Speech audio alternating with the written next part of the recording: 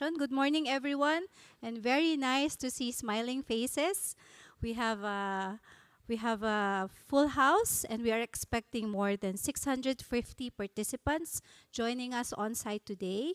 Greetings also to those who are joining online, more than 400 participants joining us online. I am Leah Arboleda from the ADB's Agriculture, Food, Nature, and Rural Development Sector Office. Welcome to ADB headquarters. For the Food Security Forum, it's ADB's signature event happening every 2 years. The last one was held virtually in 2022 and face-to-face both in 2019 and 2016. So this is the first time that we are holding it in the hybrid format. So starting today until the end of the week, feel free to engage with fellow participants, learn from the stories, and reach knowledge that they will share, and more importantly, explore potential partnerships. We will be holding 2 days of plenary sessions with thematic and country breakouts, and 2 days of deep dive sessions on emerging and priority areas. Feel free also to visit the Technology and Innovation Marketplace at ADB's main lobby to explore what some of our partners are up to in terms of new technologies and innovations that we can use in our projects. So before we proceed, let's get some house rules out of the way. We are aligning with ADB's advocacy of going paperless. So we have uploaded the agenda in the forum website, foodsecurityforum.adb.org, and we will update this as we go along. All the materials and session recordings will also be posted there, so please visit the site from time to time. For on-site participants, we are providing QR codes posted at the auditorium hallway and the secretariat area for daily registration.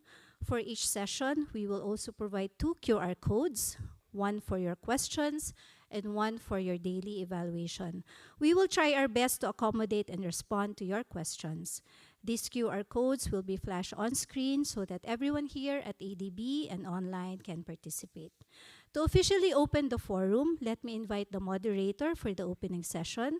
The Leaders Forum is an exciting session with our key partners, experts, and international leaders sharing their insights on the challenges to global food security, climate change, and biodiversity loss. We need to understand better how we can make a fundamental shift in policy making and investment priorities towards achieving sustainable and resilient agri-food systems. Schengen Fan is our chair, professor, and dean of the Academy of Global Food Economics and Policy at the China Agricultural University. Prior to this, he also served as Director General of the International Food Policy Research Institute from 2009 to 2019. Schengen has been a consistent partner of ADB, and we are so glad that he can join us this week. Calling Schengen, over to you. Thank you.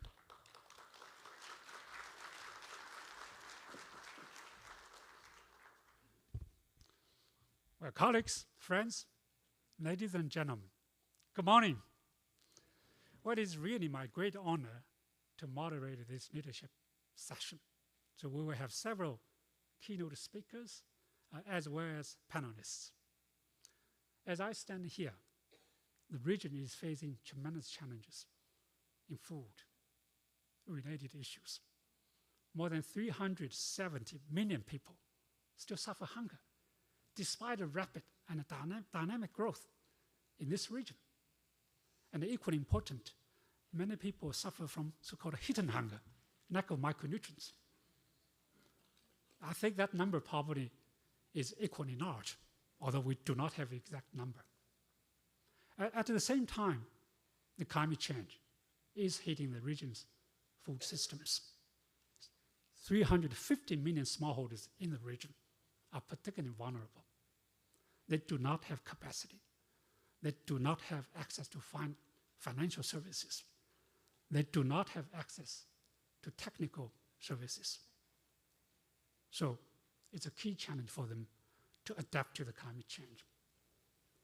And here we have so many stakeholders from different parts of the region. I see, and even global level, the CGIAR, Ismahan just joined us. Ismahan is the executive director, executive managing director, EMD of CGIAR. And in the meantime, the new ERI Director General International Rice Research Institute, Yvonne Pinto. So just joined IRI. And I know all these different institutions, including my own former institute, IPRI, have worked with ADB very closely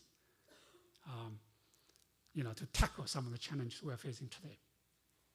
So I'm so happy that the ADB, well, thank you for your great leadership to bring different stakeholders here, the private sector, the research institutions, policymakers, and NGOs and so on. I think it is very critical for us to discuss some of the common challenges we face. We must take quick actions to rapidly shifting our policies, our investment priorities, and also business practices. So can we bring private sector into this? And equally important is to change our own behavior. So as a consumers, can we consume healthy, nutritious, and sustainable diets of food? As policymakers, can you change your behavior? And private sector, look at a long-term sustainable development, not just short-term profit gain. So with this, I would like to invite the president of ADB, Masa Asakawa. He preferred to call him President Masa. Welcome, President Masa.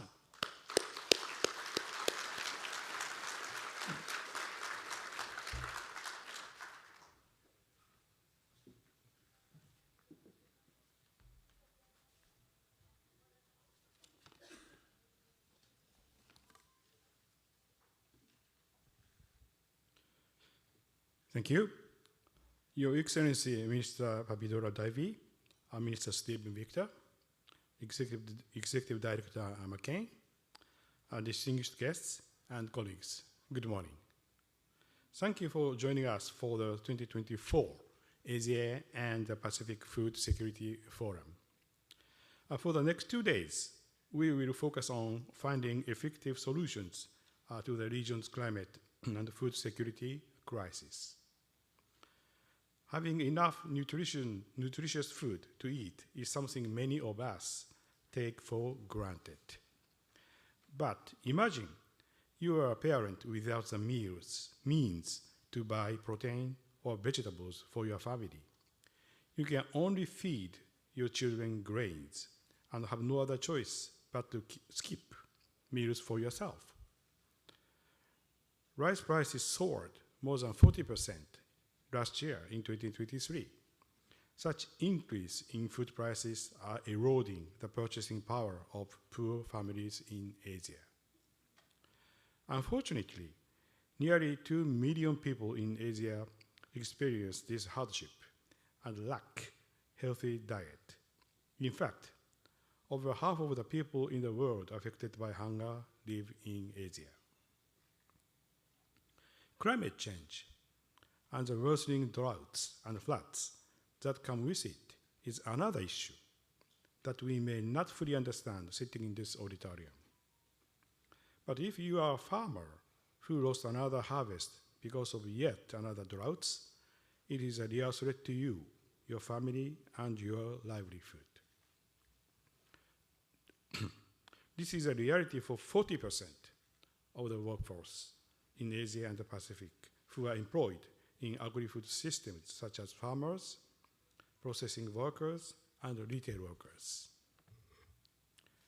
Climate change, nature loss, and economic shocks all put enormous pressure on the region's fragile food systems. This has also pushed the world off track to meet the Sustainable Development Goal of eradicating global hunger. In short, food insecurity is causing tremendous suffering and undermining the prospects for development.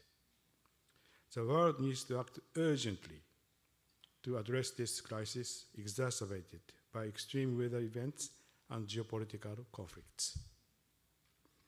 That is why in 2022, when we had an annual meeting here in Manila, I announced a comprehensive plan for the Asian Development Bank to provide at least $14 billion in financing by 2025. to support our developing member countries so that they can transform their agri-food systems and address the underlying cause of food insecurity.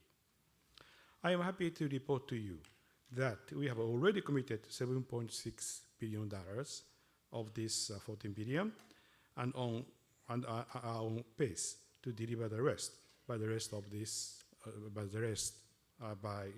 end of 2025.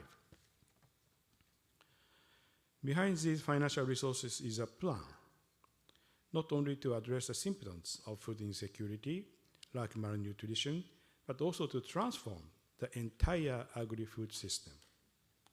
As you know, agriculture imposes great cost to the environment, such as water exploitation, land degradation, biodiversity damage, and soaring emissions. And so, we need to transform this sector by reinvesting in the region's ecosystems, supporting farmers and agribusinesses, opening up trade, and cutting emissions. At COP28 late last year, 159 countries, including the majority of our developing member countries, DMCs, endorsed the Declaration on Sustainable Agriculture, Resilient Food Systems, and Climate Action. ADB is strongly committed to these transformative efforts. We must create a food system that is healthy, prosperous, and sustainable for the planet and for generations to come. Let me end by emphasizing that this transformation requires strong collaboration. We must forge partnerships to achieve food security while protecting the planet. These two objectives are not mutually exclusive. This forum is an occasion for us to review our progress on this issue and chart our path forward. I wish you a pleasant stay in Manila and productive discussions ahead. Thank you very much for your kind attention.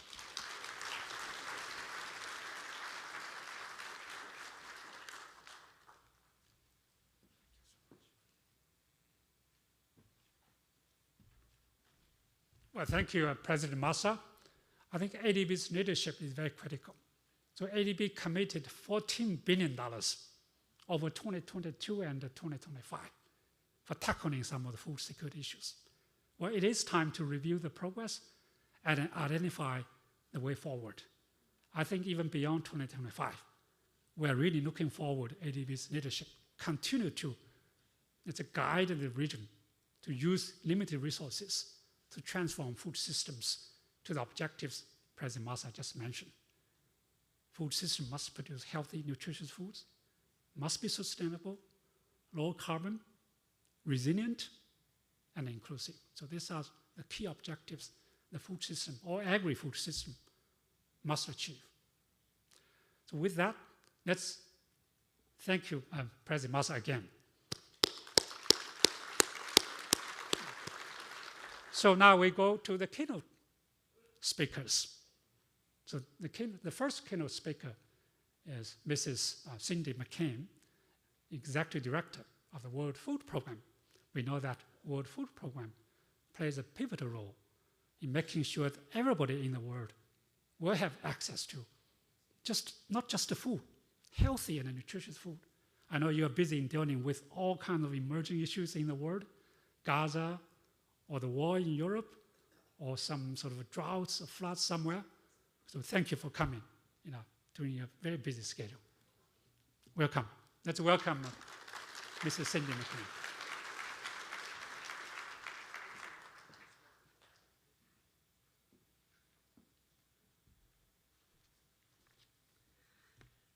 Good morning, everyone. I'm very happy to be here today, and especially happy to be able to discuss this particular subject with everyone in the room. It's very clear, as was just mentioned, that the world is on fire. And food now takes the front page of every newspaper and takes the lead on many stories on many national networks around the world. I'm grateful for that, but I'm also sad for that, because that means we're in trouble. President Massa, thank you for inviting me to take part in these discussions today. They come at a critically important time for the Asia and Pacific region. As the impacts of climate change and biodiversity loss fuel hunger in a number of countries across the region, it's vital that we all come together to find common solutions. With effective collaboration, we can improve long-term food security and strengthen food systems. But it requires a shift in investment priorities, one that lays strong foundations for more sustainable and resilient systems of food production and distribution in the face of these growing threats. This shift also needs greater coordination between governments and international financial institutions and other development partners. It also needs strong leadership at the national level, and it requires more joint analysis and a common set of data metrics to track and assess the progress being made. This task is more urgent than ever. The world is facing an unparalleled hunger crisis fueled by conflict, COVID-19 aftershocks, and the accelerating climate crisis.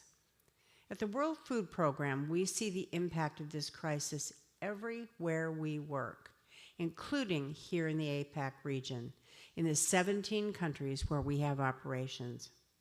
Many of these nations are gripped by concurrent and long-term crises that will continue to fuel humanitarian needs for years to come. But this is happening just as funding for relief operations is drying up. In recent months, WFP has been forced to make the painful decision to cut rations for millions of vulnerable people, including 10 million people just in Afghanistan. Unfortunately, this is happening right across the humanitarian system. For aid agencies, this is our new operating environment. It's our new normal. This is why we must invest in programs to address the root causes of hunger and strengthen food systems, especially in those countries which now find themselves on the front lines of climate change. So I congratulate the ADB on its plans to allocate at least $34 billion for climate adaptation between now and 2030. WFP hopes that a significant portion of these funds will be invested in programs to support smallholder farming communities so they get the tools and resources they need to adopt climate-smart food production techniques. Post-harvest food loss is another area that's ripe for investment as part of the comprehensive strategy to maximize food production in our warming world. And small outlays can make a real difference. WFP runs programs with smallholders where we provide equipment and teach them storage techniques so their crops stay fresh until they are ready to be sold. I'm proud to say that we have reduced post-harvest losses by up to 98% among the farmers that we have trained. We consider that all the food produced in the world, around 40% of it goes to waste. Tackling this issue would transform long-term food security among the most vulnerable communities here in Asia and also around the globe. When investing in food systems, we also need to ensure an increased focus on nutrition-related outcomes. Rural communities across Asia are experiencing concerning rates of malnutrition and micronutrient deficiencies. Lifestyle changes are a factor, along with difficulty accessing a sufficiently wide range of nutritious foods. In an area that needs specific attention, adequate nutrition is absolutely essential for children. That's why I'm such a passionate advocate for school feeding programs, which ensure young people get the healthy food they need to nourish their minds and their bodies. These programs also support smallholder farmers, create jobs, and benefit entire communities. So investing in nutrition really does mean investing in the future economic growth of your nation. Excellencies, WFP is proud of our thriving partnership with the Asia Development Bank, which has grown considerably just in the past 4 years. Today, we are working together in countries across the region, including Afghanistan, Myanmar, Nepal, and of course, right here in the Philippines.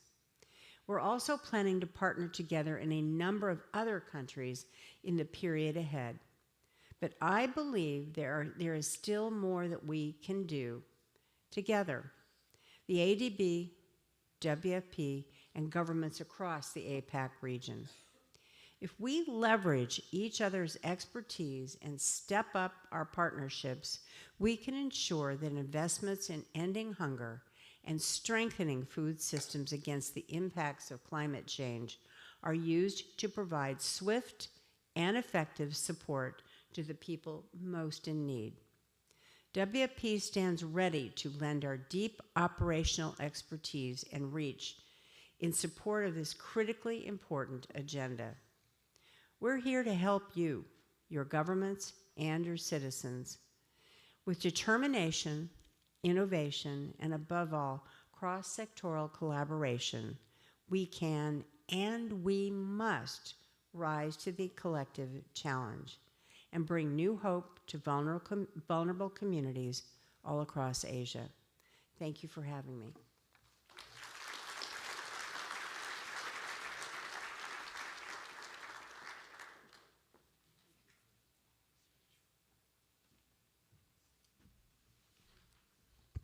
Well, WFP is in the frontier in fighting hunger.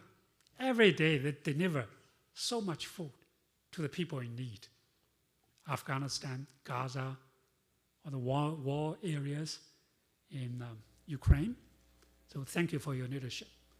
But in the meantime, the WFP also transformed itself to a more development agency, building resilience for smallholders, help to improve nutrition of many children, women, and the people who are really micronutrient deficient. We call it hidden hunger.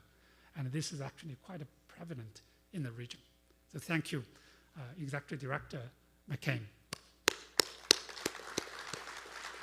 So our next speaker is Chu Dongyu, FAO Director General. Unfortunately, he cannot be here in person. So we will play his video message from him. Thank you. Excellencies, ladies and gentlemen, I wish to start by conveying my appreciation to the President of the Asian Development Bank, His Excellencies Masatsugu Asakawa, for the fruitful collaboration between our two organizations in addressing the complex challenges of the global food insecurity, the impact of the climate crisis, and the biodiversity losses in the Asia-Pacific region. Over the past 20 years, the economies of many nations in the region have been moving out of the category of the least developed and graduate into a middle income status. However, this positive change are not happening at the same time equally across all the countries or even equitably within them. This situation needs to be addressed urgently. In 2022, around 735 million people faced hunger globally. This is an increase of the 122 million than in 2019, before the pandemic.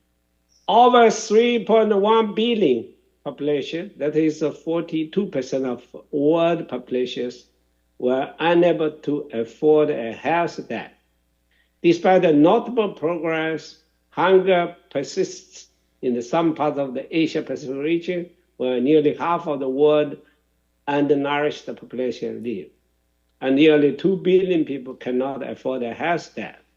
Rural and coastal communities, small-scale farmers, and agro-food system workers, particularly women and youth, are disproportionately affected by these multidimensional challenges. Our agri-food system, as currently structured, contributes to the environmental degradation, greenhouse gas emissions, and biodiversity loss, among others. Further aggravated by the impact of the climate crisis, thereby negatively impacting the livelihood of the most vulnerable. For this reason, we needed to transform them urgently because they also offer a huge opportunity to increase the efficiencies, to produce more with less, and to ensure the right to the food to all. To achieve this, it is critical that the climate finance in agri-food systems be substantially increased. Yet, on the contrary, the current share of total climate finance flows allocated to the agri-food system is declining, with a decrease from the 34% in 2010 to only 20% in 2021. And only 1.7% of the global climate finance goes to the smallholder farmers, fish farmers, headers, and forest people in the developing nations. Despite their disproportionate vulnerability to the climate crisis. To address these challenges, we must urgently transform the region and the global agri-food system to be more efficient, more inclusive, more resilient, and more sustainable.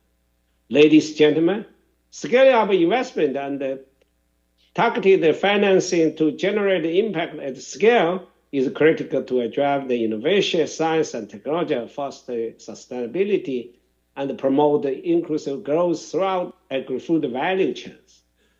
We must also take urgent action to ensure the sustainable management and the use of our shared natural resources, biodiversity, restore ecosystem, increase climate action, both in terms of adaptation and mitigation. Together with partners, FAO has implemented several coordinated projects aimed at supporting the transformation of agri-food system in the Asia-Pacific region.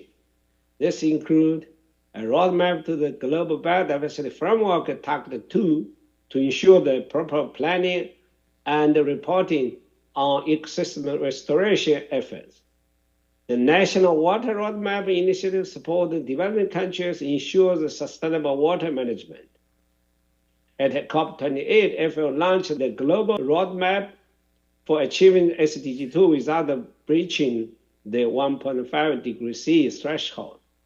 That underscores the critical need to prioritize the agri-food system, not only to ensure the food security, but also to reduce the burden on the nature and the climate, while the exploring increase the climate financing. And FAO is co-leading the Global Environment Facility Clean and Healthy Oceans Integrated Program, a source to sea initiative that will direct over $100 million in the grant to help the countries curb land-based pollution and improve the coastal environments and larger marine ecosystems, together with the Asian Development Bank and other financial institutions. In the Asia-Pacific region, we are supporting the countries to access climate finance through the projects such as the Scaling Up Climate Ambition on land use and agriculture through the nationally determined contributions and the national adaptation plans that supports the increased action to cope with the impact of the climate crisis in the agriculture and land use sectors. FAO flagship initiatives such as One Southern Digital Village, the Hand in Hand initiative, and One Country, One Priority products aim to eradicate hunger and poverty, promote equality, and encouraging the wider participation of the women and youth. Gender transformative actions and youth empowerment are equally crucial aspects of our agenda. And we must recognize the unique context of the region's small island development state, SEED. And at FAO, we are working with these countries to implement anticipatory action against the multiple hazards and risks they face. Central to all this effort is need for national ownership and commitment. Countries must take the lead, aligning political willingness with the concrete actions and adequate funding. Dear colleagues, FAO and Asia Development Bank's partnership span over 55 years. Recently, our collaboration has focused on supporting the fragile and conflict-affected countries such as Afghanistan. Going forward, our partnership will be even stronger, supporting public and private investment in the region. In 2023 alone, the FO Investment Center supported the design of 18 public investment projects financed by our partners, international financial institutions, in 9 countries in the region. Collaboration across sectors with multiple partners and across the geographic regions is necessary to address the complex global challenges efficiently, effectively, and coherently.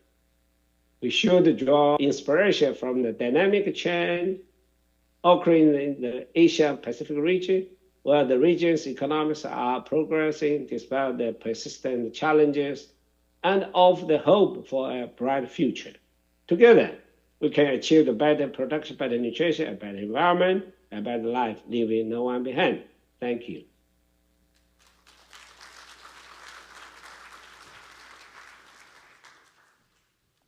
Well, the FAO DG also mentioned so-called agri-food systems approach to guide FAO's work. So whether it's agri-food or food system, I think basically it's the same message, same context, and same approach. So using more integrated approach, engage different disciplines and also different partners. I think both Cindy and FAO-DG mentioned about a partnership. So now we go to the next round, the panel discussions.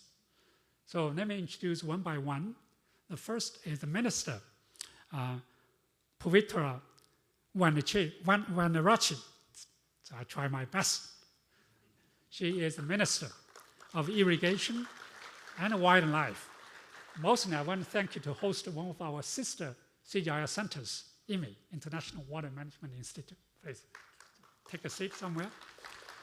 The second is Stefan Victor, the Minister from Pano. And I think he represents the Pacific country. So they're facing unique challenges in tackling some of the food security and natural resource management issues. The third panelist is Jo Swinen. Where's Jo? Jo Swinen is currently IPRI Director General. He's also the Managing Director of the food systems. Can you imagine? Yes, very much on food system. Jo, please welcome. Please come.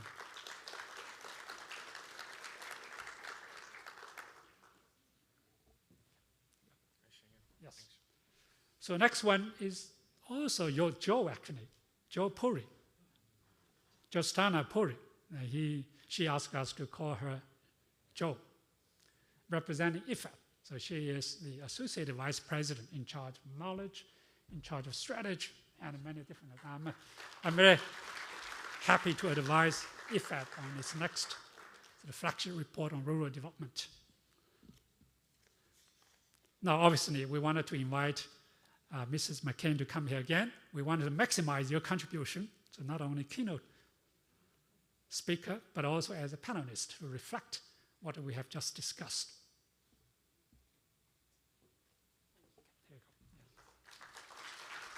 So our final, but not the least, the White House sort of key person on food nutrition security, so the Director of Global Food Security and Development Planning of National Security Council, the White House, Farrell Barriers. I think she's online.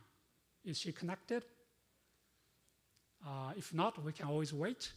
You know, she has been very active in the Washington, D.C. area in supporting U.S. government's investment in agriculture and food. So welcome, Farah. Are you there? I am here. Can you Very hear good. me? Thank you, everyone. I hope you can hear me well. I wanted to say thank you so much for the president of the ADB and Extinguished Excellencies on this panel. I wanted to express my sincere interest in seeing great ideas that come from this forum.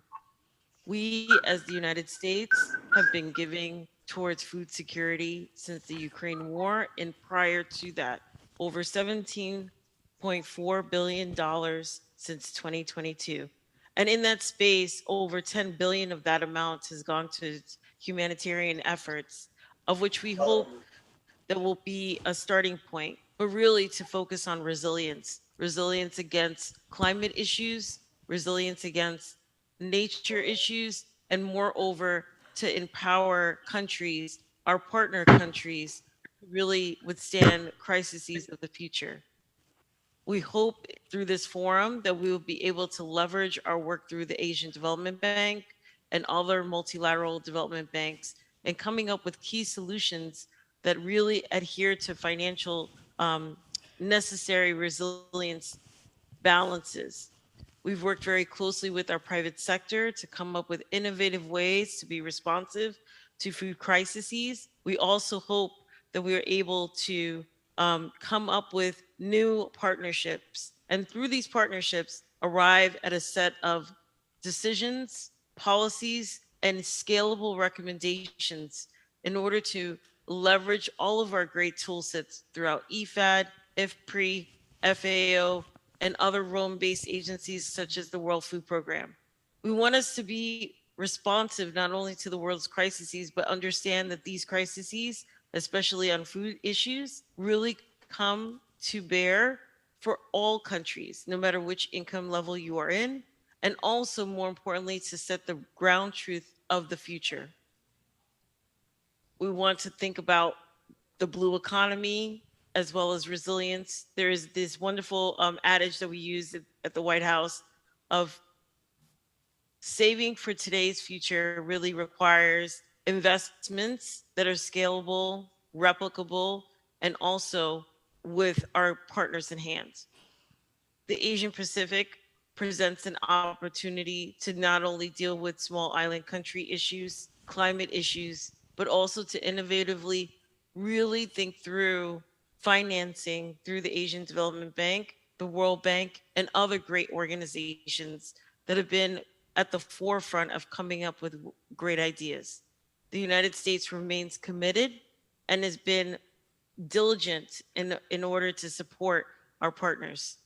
Through this exercise of looking through great opportunities, we look forward to not only the Asian Development Bank's ideas, but ways that we can really highlight how we all come together as a global community to help people that are not only suffering, but also create livelihoods, job opportunities, involve youth, and also think about women and other marginalized groups. With that, I wanted to say thank you very much for your time. I'm very, very much looking forward to the opportunity to work with all of you. I'm very privileged to be on this panel. Thank you. Thank you, Farah. This is very late in Washington, so I think your message is clear and sound. From a donor's perspective, the U.S. partnership with CGIAR, with some of the development banks, ADB, the World Bank, and more important, at the country level. I remember USAID supported lots of country operations of CGIAR and the banks, so we want to thank you for your great partnership with them. We're looking forward to further strengthen that partnership. So now let's come back to the room.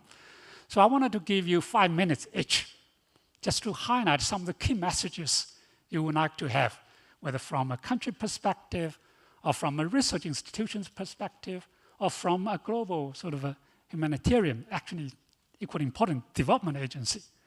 How we can tackle these complex issues of food, nutrition security, and climate change. So we'll start with our minister from Sri Lanka. Use your microphone. 5 minutes, please.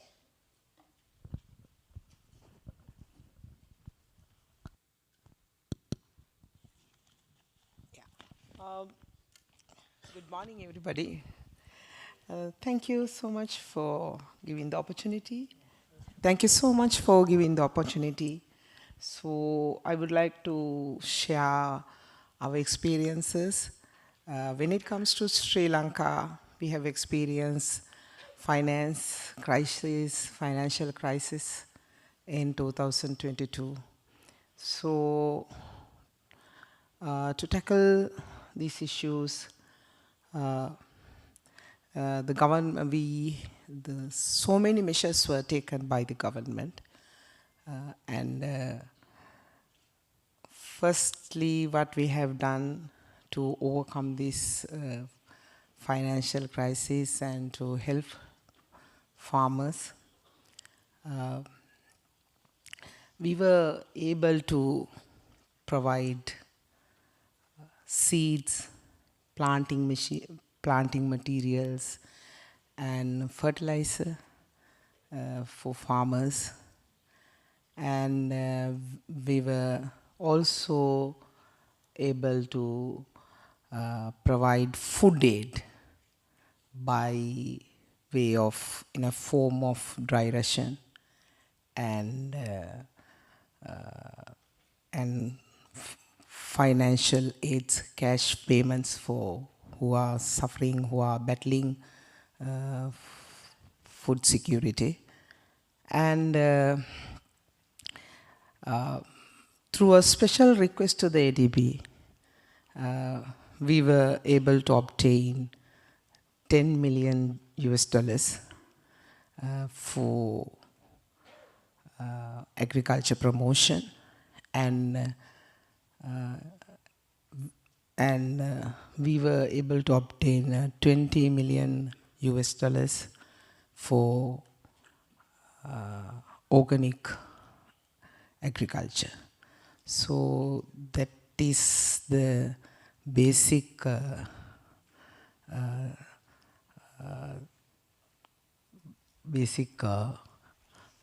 explanation from our country, because actually in 2022 our country was bankrupt and we had to do so many things to overcome all these things, and our farmers were suffering, so we have to give a lot of aid to them. Thank you.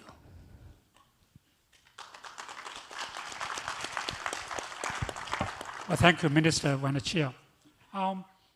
Okay, so let's go to the next one. I will have some questions for you.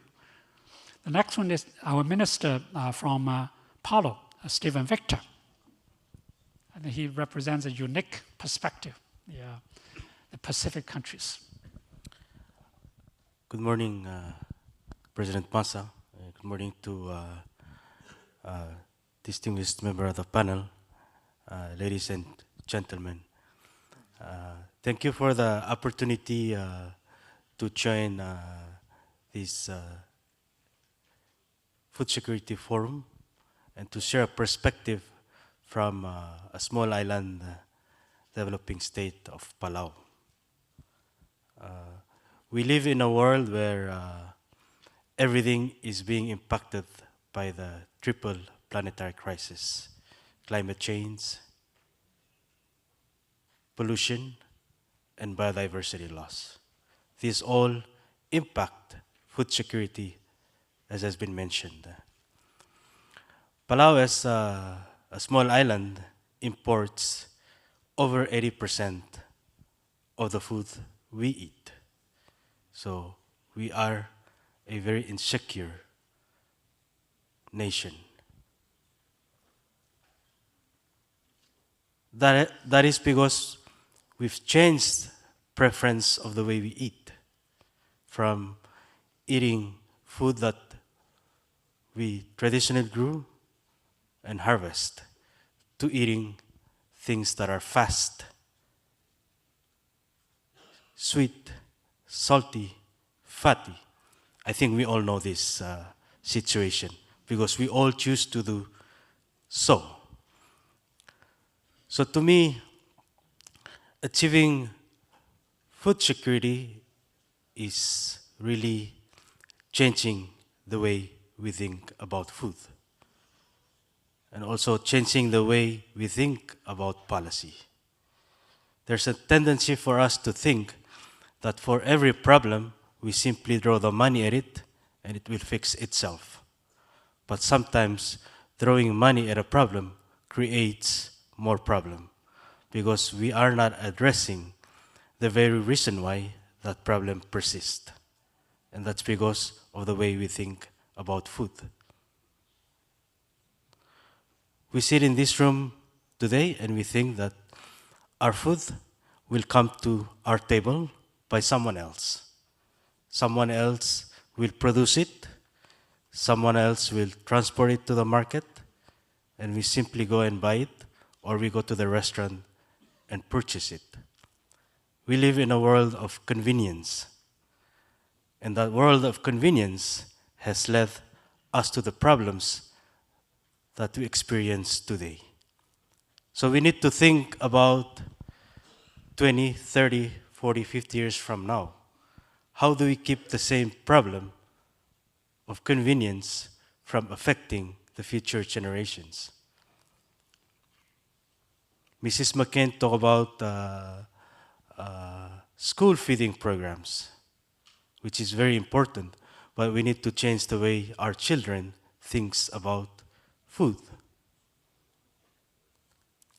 Not just accessible food, but healthy, nutritious food. I'm sure many of us face the same challenge. Our kids don't like to eat vegetables. They rather eat French fries. So these are the very challenge that unless we address, we will never achieve food security that is inclusive, that is accessible, that is nutritious. Because we make the choice to eat something that is unhealthy, easily accessible, affordable. So I pose this to all of us as we think about addressing our food security. I don't see any youth participation amongst us. And yet, the very food security that we talk about is food security for those youth and the next generation.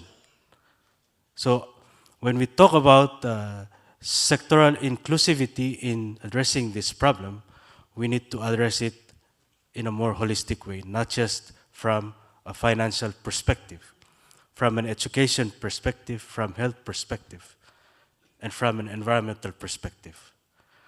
Only then can we truly address this food security issue that we want it to be inclusive. I go to many meetings, and these are very sectoral meetings. I have the opportunity to oversee a ministry that is responsible for producing and protecting the environment at the same time. So I can have that perspective. That's not the same for many countries where one hand tried to produce and one hand tried to protect, and they don't talk to each other. That's a challenge that we face every day in the way we try to address national and global issues. So, while I don't have a very specific solution at hand, my view is the need to change the way we think about problems. Problems are not all solved by simply throwing money at it. We need to look at the future, and we need to say, how are our children going to think about these problems, and how we drive them to a solution that helps themselves, not only helps us today. Thank you.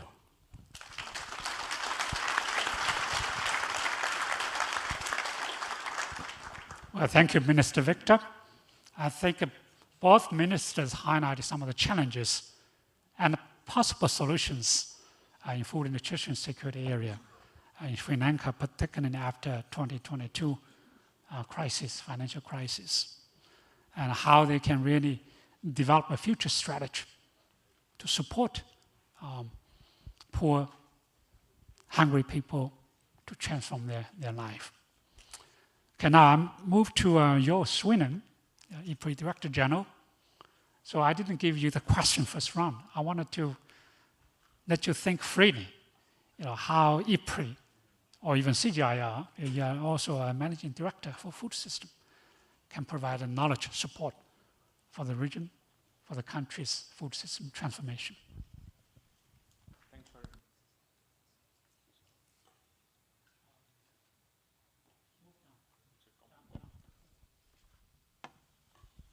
Thank you. Thank you very much, Schengen, and it's wonderful to be here. Actually, it looks much more impressive from here than it was when I was sitting there. So it's great to be here. We're in Manila, so we're actually an hour driving from IRRI, the International Rice Research Institute. And of course, this institute is associated with major innovations over the past 50, 60 years in improving food security in the world, often associated with the Green Revolution. And so if we go back 50, 60 years, that was really the focus of our thinking. It was about reducing hunger in the world. And so I remember reading documents from those times. It's good to go back, and the storyline was there. Asia will never be able to feed itself. Okay, so we're now in a very different position, I think. Although there is still massive hunger and food insecurity in the world, we've made tremendous progress. Now, part of that was technology, so we've had new technologies developed, but part of it was also policy systems. If you look in those days, I mean, China had massive hunger because of distorted systems, the same thing in other parts of the world. We've had major policy reforms since then.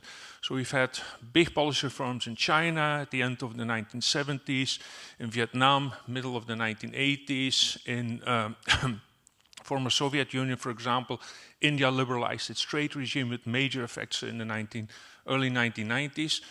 And for example, the European Union and other rich countries reformed their policies to reduce the distortions. I mean, those were the days when D. Gale Johnson wrote about the world markets in disarray. So we've really made a lot of progress since then. But at the same time, we have come to realize that that was not enough, that we have had a too narrow focus, I think, on distortions, market incentives of market distortions, etc. And so there's major problems, things. And so many of them have been mentioned already. A new report of the Food Systems Economics Commission came up with an estimate of between $10 and $50 trillion of hidden cost of our current food system. I mean, similar numbers that the FAO estimated, and they have to do with the health cost of our food system, with the environmental cost of our food system, and other factors.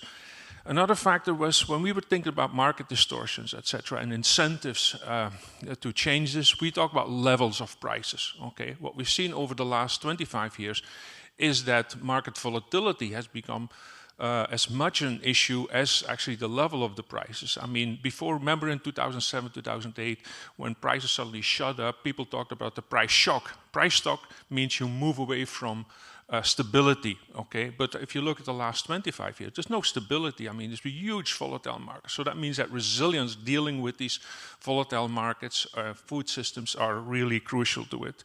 Fragility also has to do with people. And so right now, what is actually an amazing and a negative amazing factor is that between 1990 and 2015, we had roughly 40 million people, displaced people by conflict in the world. Right now, we're over 100 million. It's been a huge increase over the last decade, okay? And that, of course, is associated with huge sense of acute food insecurity, and Ms. McLean obviously referred to it. This is very, very close to the work that she's doing. Another factor is that... Recording in progress. Don't worry. Sorry, I missed that. So right. Sorry? And another thing is that agriculture is increasingly a smaller share of the food system. Okay, right now the global estimates is it's around 35%. But that means that even in lower middle and middle income countries, these numbers are agriculture really a relatively small part. That means we have to look at it in the total perspective. So what does that mean? Recognizing that we have to look at the food system as a whole, or the food, land, and water system as a whole, in itself doesn't solve the problem, right? So it means we need packages of policies, and these packages of policies are needed both for efficiency reasons, because we need to address a number of different objectives, but at the same time, you need new technologies, better incentive, reduced risk, etc., and that all has to come together. It's also needed for political economy reasons, because you have to compensate people who are worse off or getting worse off by the necessary changes that have to take place. So that means there's a lot of work for us to be done by identifying trade-offs, by identifying win-win situations going forward. That makes our life complicated as analysts. It also makes life difficult for policymakers. So we should not be naive. These are very difficult transitions that need to take place. And so it's, on the one hand, we have to put together winning coalitions, okay, or coalitions, people who are moving this forward. At the same time, people who do not like the reforms will have it easier almost to organize because they can pick and choose things they don't like, particularly in an area of social media, identify the crew, basically certain things with simplistic messages. So it's going to be a very hard change, but we have no choice. We have to go forward on that. Well, you mentioned about... Okay, I'm proud. Well, you mentioned about the multiple win solutions to transform food systems. The multiple win technologies, for example, Erie's rice, not just high yielding, but also better nutrition. I will come back to you on nutrition issues. Micronutrient deficiency is a serious problem here. How can we use breeding to increase nutrition contents of rice? Iron, zinc, vitamin A. Even no glycemia index for people who are diabetic. They can continue to consume rice. But I think equally important is the policy, as you said. You know, when we design the policies in the 60s, 70s, we only have one objective. That is high yielding, to feed our stomach. But today, we must use multiple wins. So this morning, I met with Asha Gulati and our Minister Fat. We're thinking of writing a book called Elephant, Dragon, and the Monkey. Elephant is India. Dragon is China. The monkey is Vietnam. But these three countries have experienced rapid transformation of policies. So I think this multiple win policy is also very critical. Okay, let's move to Joe. This is Joe, then is Joe. Right, Joe Puri from IFAD. So your 5 minutes intervention.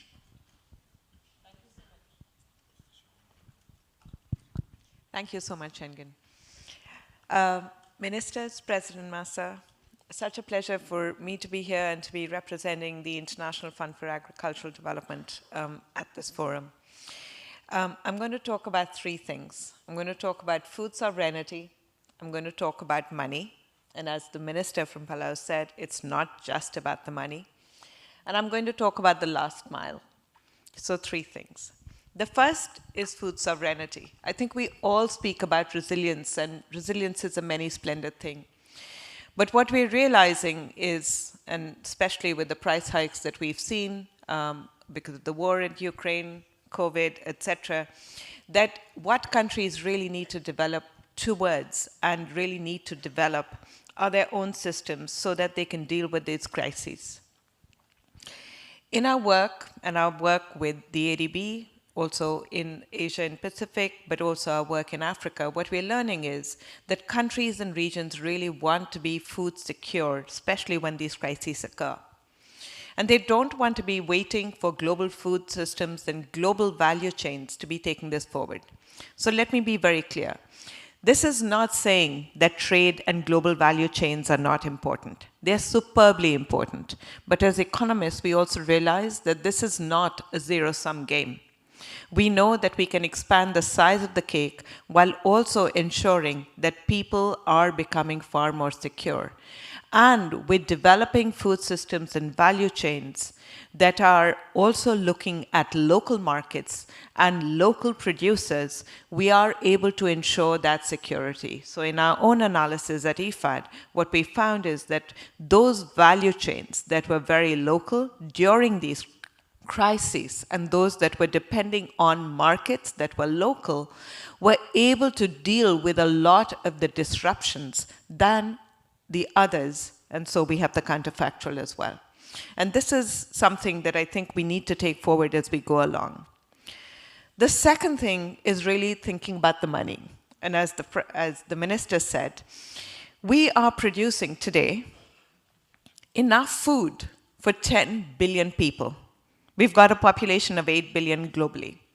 And yet, we have malnourishment, we have undernourishment, and we have food insecurity. So clearly, the problem is not about the money. The problem is about distribution. It's about setting up systems so that we are able to deliver at the last mile. A lot of the changes, and I'm hoping that my slides are up. So while we are recognizing, so if we could go to the couple of slides, Shengen, I just have a couple. If we could go to the next one.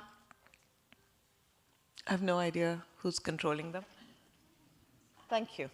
So as part of the overall effort that IFAD is making along with the World Bank and supported by FAO and the OECD, we're looking at global financial flows, and especially looking at ODA, and trying to see, well, how much of this is going into food systems? Next, please.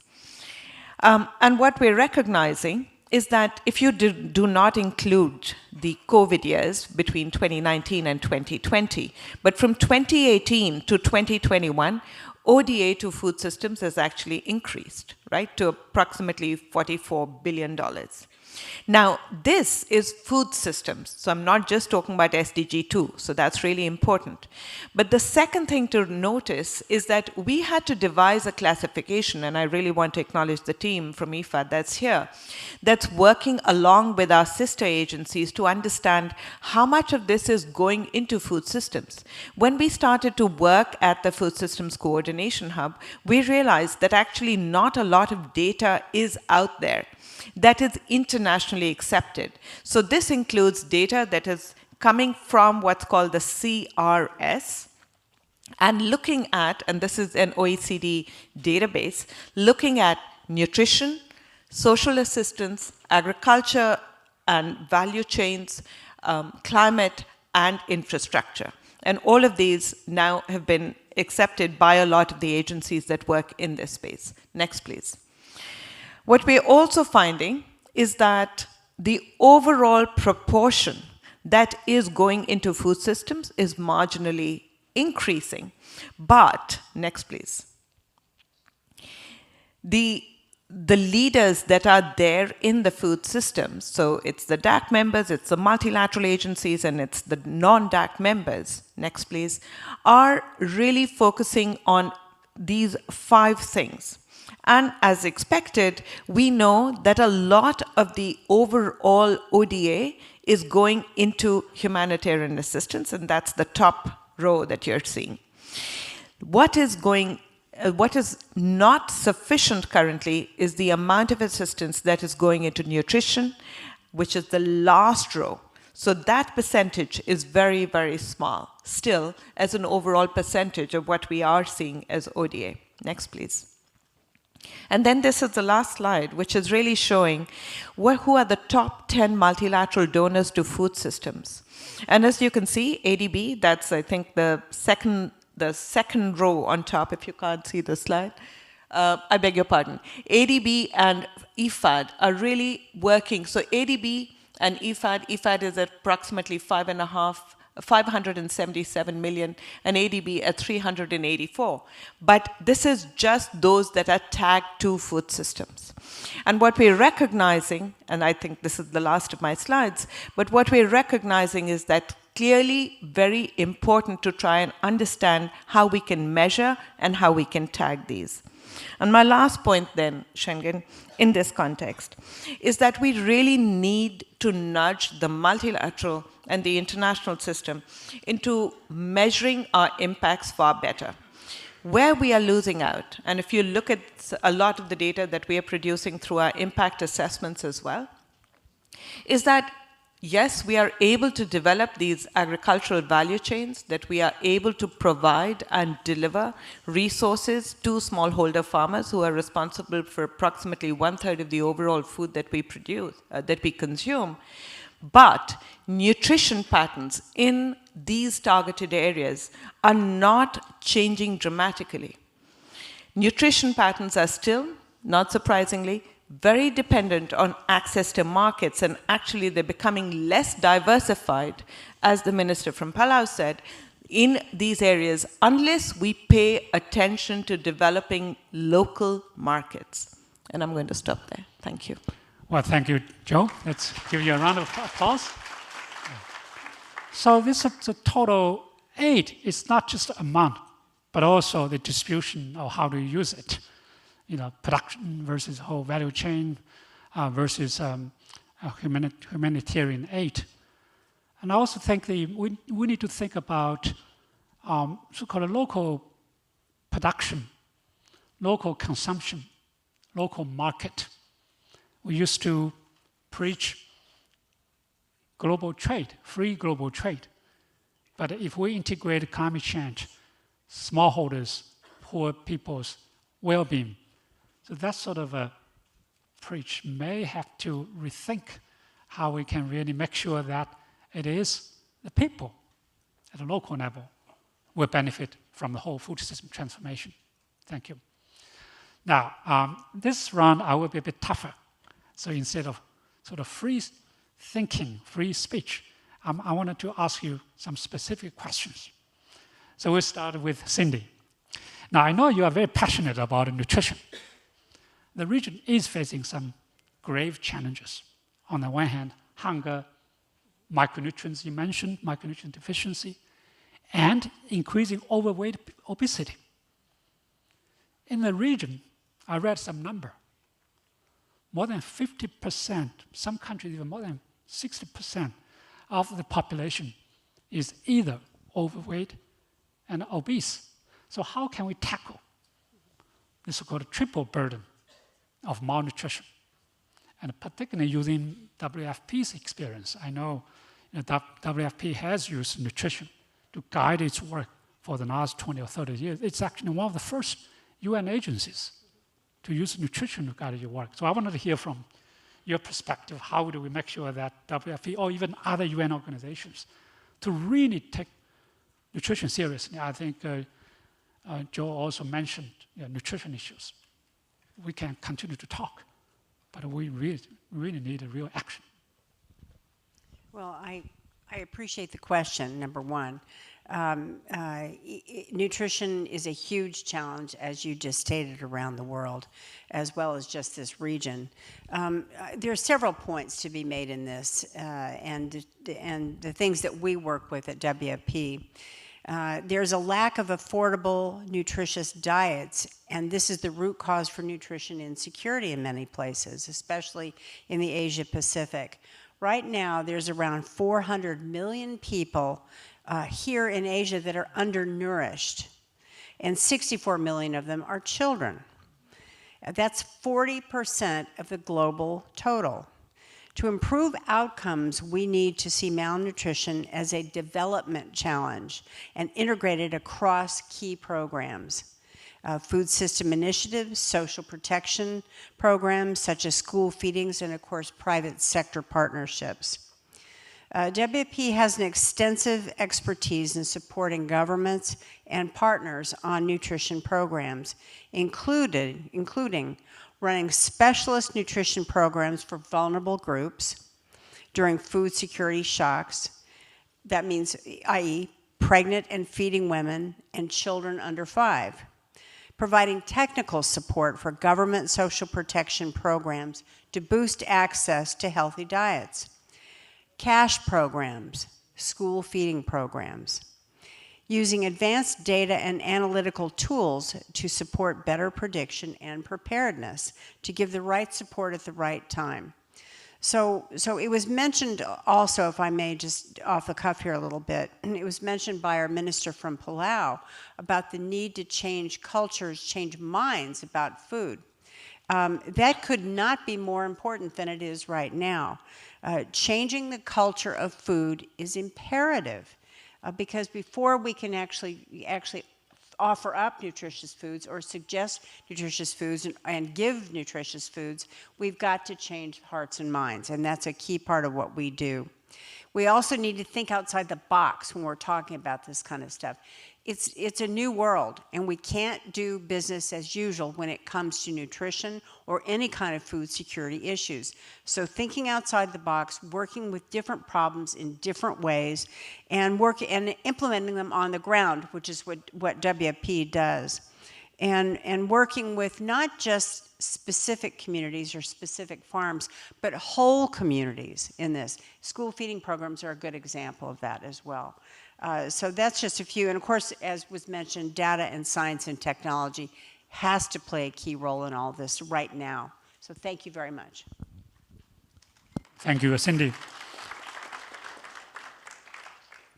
I think healthy diet is very critical. Healthy diets for preschool children, for, let's say, women, and I must say for elderly person. Our region is aging very fast. How can we make sure that we provide healthy diets for them? I think we should include elderly people. I'm over 60 now. No, me too. Anyway, so thank you, Cindy. Now let me move to the Minister Wanirachi.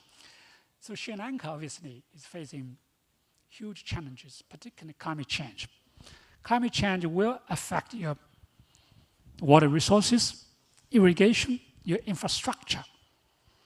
Is Sri Lanka prepared to tackle these challenges, particularly water and irrigation? You know, you are hosting International Water Management Institute. I'm pretty sure sg-afnr will be very happy to work with you. So, any thoughts on how the government will take certain actions to tackle some of the challenges from water issues?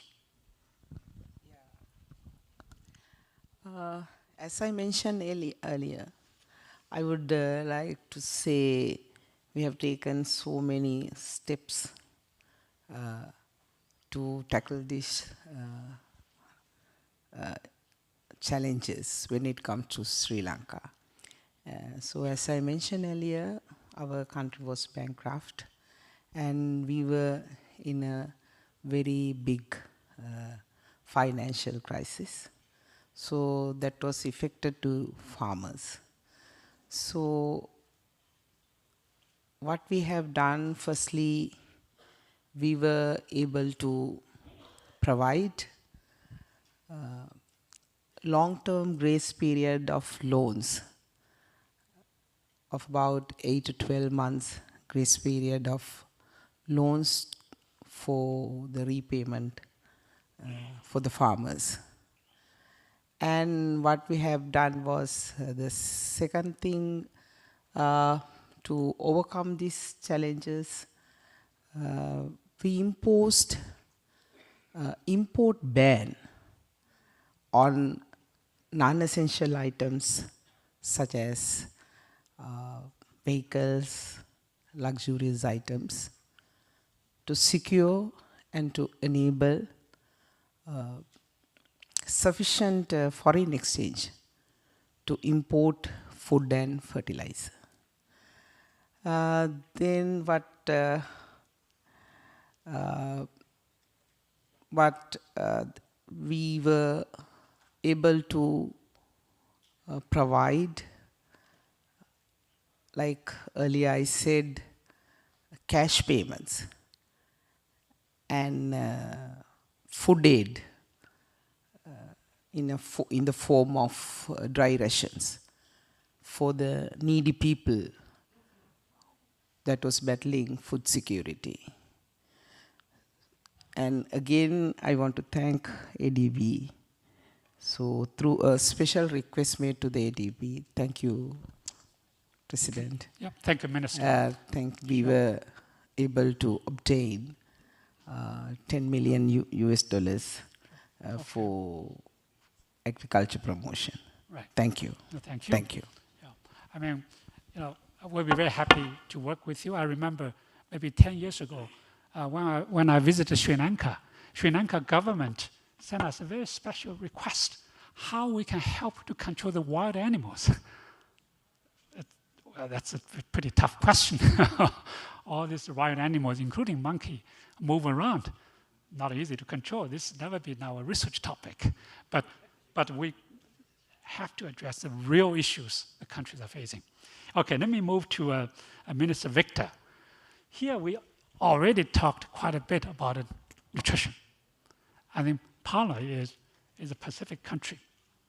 When these countries begin to open up, liberalize the trade, obesity is going up. and there's a high correlation. Well, I think Cindy mentioned about behavior change. Actually, you also mentioned about behavior change. But what sort of concrete government policies, strategies can do to make sure that the country can produce healthy and nutritious foods, not just from land, but also from your very rich coastal area? And make sure that the knowledge and information are communicated to individual citizens. I know, some of the Pacific region have highest overweight obesity, has highest non-communicable diseases due to poor diet. Minister. Thank you. Palau, I think, ranked second or third in the Pacific as some of the most obese people. So we know and we experience this challenge. It's putting a lot of stress on our health system. We send a lot of our patients to Manila or to Taiwan for medical reasons, because as a country we're not able to address these health issues. So when we talk about this issue of nutritious, healthy food, the need to change behavior. We choose to eat this unhealthy food because it is fast, it's accessible, it's not necessarily affordable, but it's there. Palau, we have a land area of only 160 square kilometer with roughly about 30% that would be arable. So agriculture is very challenging to develop in Palau. Doesn't mean that we shouldn't develop it. So the way we've approached this challenge is really starting at the school. Forget about me, I've made the choice of eating something unhealthy. But what about my children? Can I change their food preference and the next generation? I think it's very possible.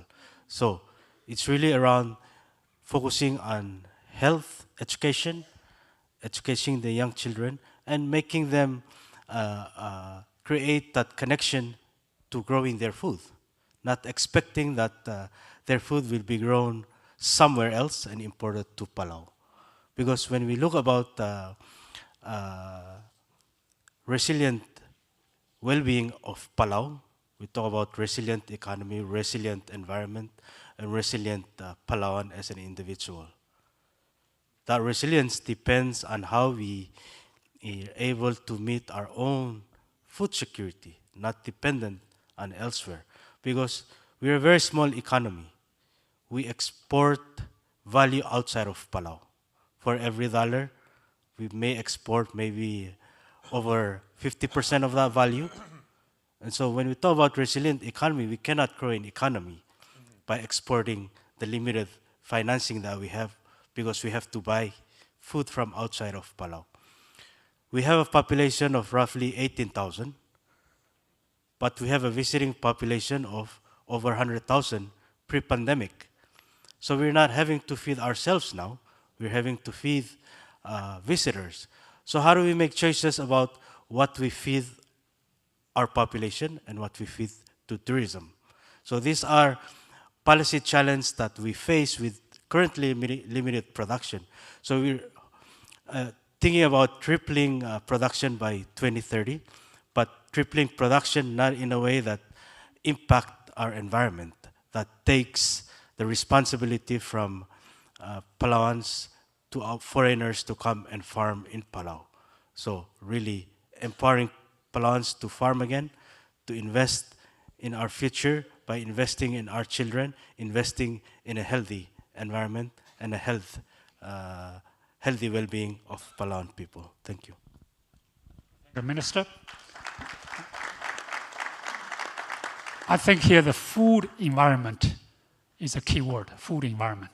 The whole value chain, the whole policy, how food is produced, processed, and expedited through the marketing channels. Now, Joe, I want to come back to you. Now, as economists, we know money is not everything, but without money, we cannot do anything. So how can we make sure that we finance the right investment to transform our food system? Financing. The key word is financing. Thank you. Yes, finance at the heart of food systems transformation for exactly the reasons that you explain. At this point, there is at the same time not sufficient finance, I think, for basically making this work.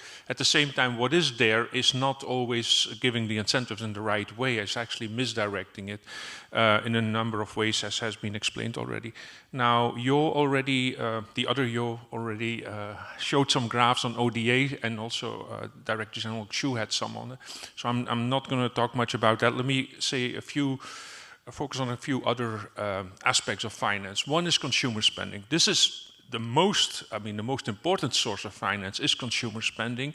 And so how this is basically triggering through the value chain down to the farm level as well. Value chain finance is the most important source of finance actually for agriculture in the world, not always sufficiently recognized.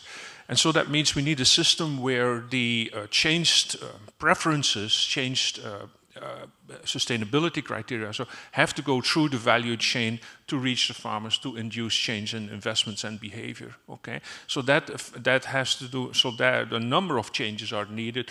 Consumer spending and basically how these changes are triggering, how the signals are triggering the information streams coming with it, and the institutions that are needed for it, and of course also basically the sustainability criteria used by private companies in the food chain. The value chain is important for another reason. We know, everybody points at that agriculture only gets 3% for all the climate financing, which is way below its role in the whole climate change issue.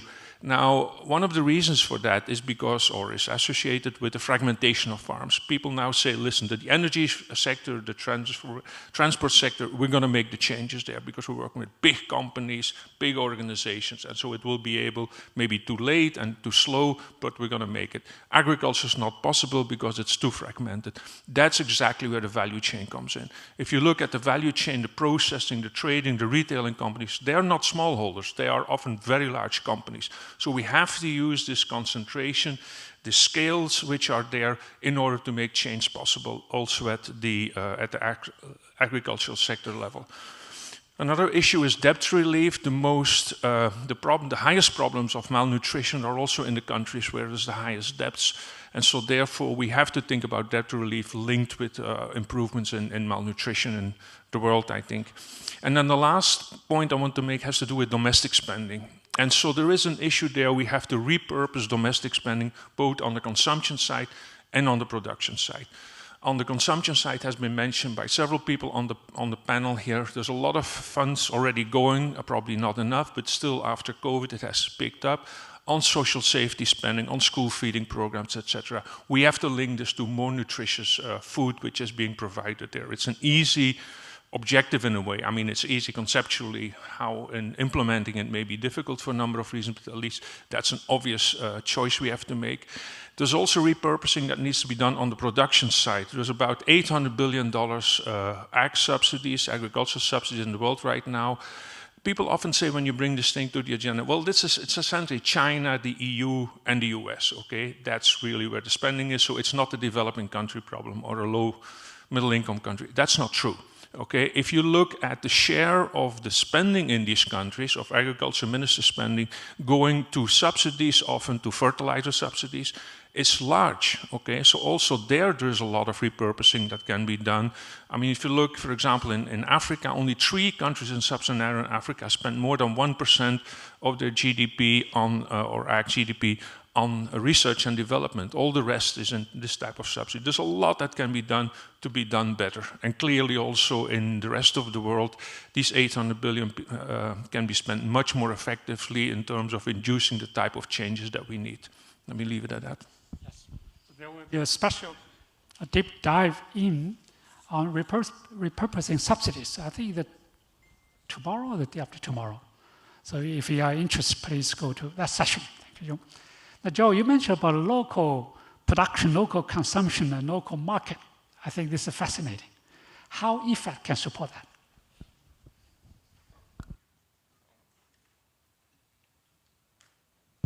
Thanks, Shengen. So IFAD has been working with smallholder producers and farmers actually since its inception. We're recognizing the wonderful 1/3 rule. 1/3 of the overall food is produced by smallholder farmers. 1/3 of the total emissions that we witness in this globally today actually comes from agri-food systems. And 1/3 of the overall food that we produce actually gets lost or wasted, right? So there's a 1/3 rule somewhere. And this is exactly what we've been looking at as we've worked with smallholder producers and farmers on the ground for the past 40 years. We're recognizing that it is important, as Yo said, to build those financing systems, because with smallholder farmers it becomes, and that's where we are really trying to build markets, to your question, Shengen. And that's where we are trying to really influence also nutrition patterns. But the big challenges in rural areas and with smallholder farmers is essentially the challenge of developing those value chains in an aggregate way so that you can actually get those economies of scale, which is really what is required by the big funders out there, whether it's the commercial funders or it's the big MDBs or whether it's the big IFIs out there.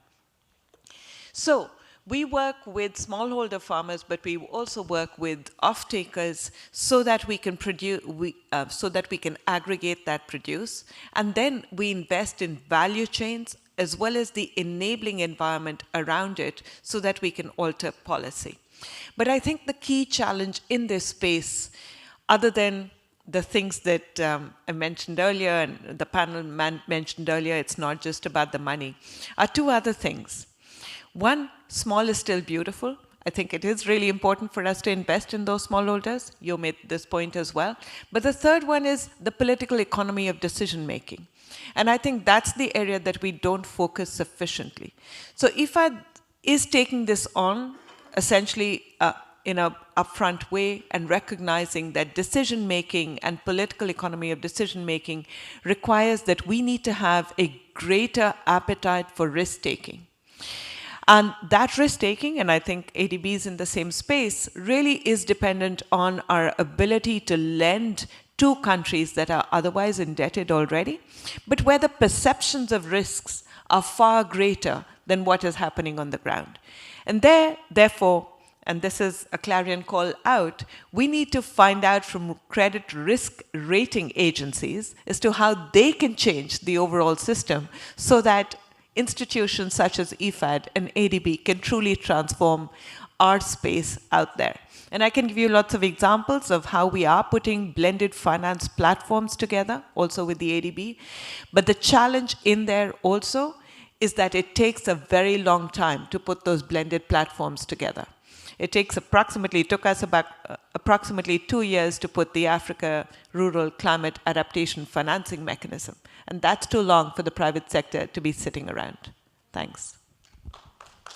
Joe, is Farah still online? Well, if not, we have some questions from online. But before we do that, I want to ask Cindy. As you know, the food system basically are facing probably two grand challenges. On the one hand is the people, food and nutrition security. Okay, Farah, you wanted to go ahead? I wanted to ask you a question. I know US is very active in supporting G7's food security. We also know that US is part of G20. So how G7 and G20 work together with other international agencies, OECD countries, emerging economies, to really have a coordinated global approach to tackle the global food security challenges.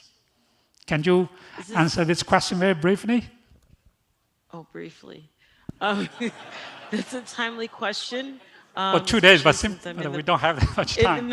I'm in the middle of actually writing a lot of the concerns for G7 and G20. G7, similarly, producer countries are asking the hard question of how do we really work on resilient food systems and invest in places and partners to be able to deal with shocks into the future, particularly as opposed to climate. At G20, the Brazilian presidency is focused heavily on poverty reduction as part of their global task force. Specifically, how do we actually take these leader level discussions, not only established at G7 2 to 3 years ago post the Ukraine war, but how do we continue the work that's necessary both on financing, but also asking donors to innovatively bring together partners and scale innovative ways to really talk about the food system. We've talked about how these are important, but what are the knock-on poverty effects of nutrition, the reductions in it really adhering to not only SDG 2, but really talking about how can we create livelihoods beyond to the first century. G20 is setting the bar of our priorities and coming together on how is our developing partners at the same time as producer countries adhering to these issues of nutrition, issues in terms of scalability, issues in terms of also financing to come about blended financing. This is the first time in the G20 that they're considering it as part of the finance track, along with the Sherpa track of the G20. So it's not just policy for policy's sake, but it's also financing and coming up with